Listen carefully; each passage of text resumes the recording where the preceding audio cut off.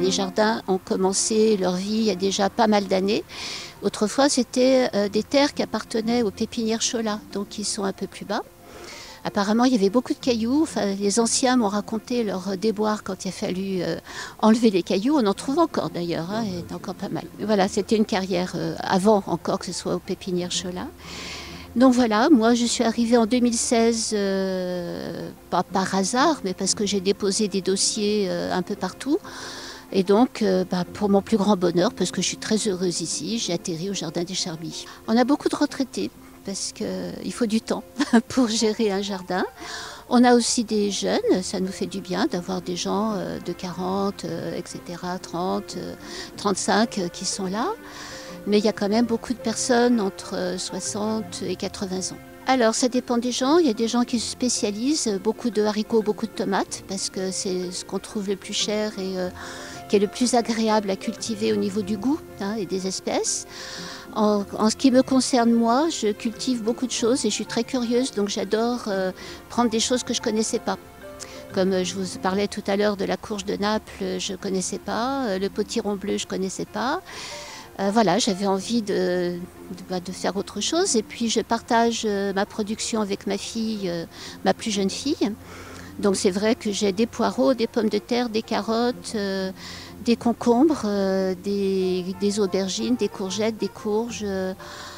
J'ai eu de l'ail, des oignons, des haricots, enfin voilà quoi, des framboises, des figues, des tas de choses. Puis on a des missions, donc pour des raisons de travail ou de distance, etc. On a, je pense, au moins 2 parcelles qui vont se libérer.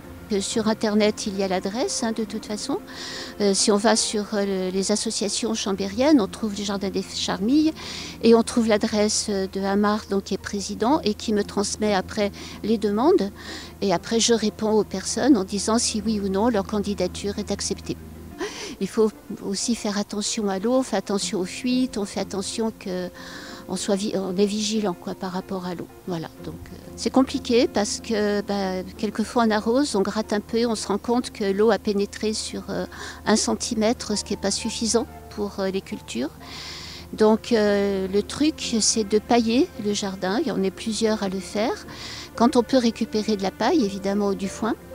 Et à ce moment-là, on arrose, moi j'arrose tous les 2 jours, mais bien, c'est-à-dire que je reste un bon bout de temps et la paille permet à l'eau de rester, de ne pas s'évaporer. Donc c'est la raison pour laquelle pailler c'est intéressant. En plus, la paille ou le foin va générer une décomposition qui va nourrir la terre. Donc c'est un petit peu un cercle, pas vicieux, mais un cercle au contraire vertueux, qui va permettre d'avoir une terre plus fertile et plus humide. Vous voyez, mon jardin, il n'est pas sec, hein, de toute façon, donc, et je ne l'arrose pas tous les jours, hein, ça c'est sûr. En tout cas, c'est un endroit où on est heureux parce qu'on est dans le silence, même si les voitures ne sont pas très loin. Mais il y a les oiseaux, les insectes, les voisins. Je sais qu'ici, moi, j'ai aucun problème avec les voisins. On se voit, on se fait plus la bise parce qu'il ne faut plus.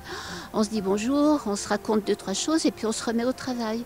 Donc c'est sympa. On fait des repas ensemble de temps en temps quand il s'agit de nettoyer les allées. Puis de temps en temps aussi, on se fait un repas pour être tous ensemble. Moi, je trouve que c'est sympathique et on s'y sent bien. Il n'y a pas de problème.